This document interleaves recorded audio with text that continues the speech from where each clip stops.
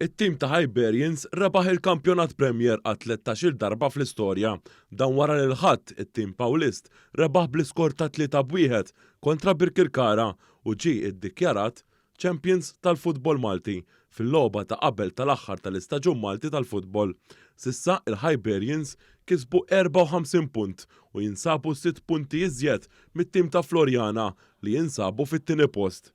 Dan l-istaġun li fih it-tim Pawlist qed ifakkar iċ-ċentenarju mit-twelid tal-klabb kien wieħed pożittiv li matulu sofrew biss 2 telfiet.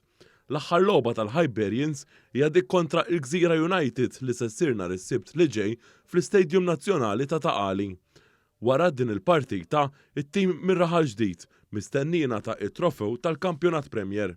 L-aħħar darba li l-Hibs rebħu il-Kampjonat Malti kien fl-istaġun tal-2016-2017.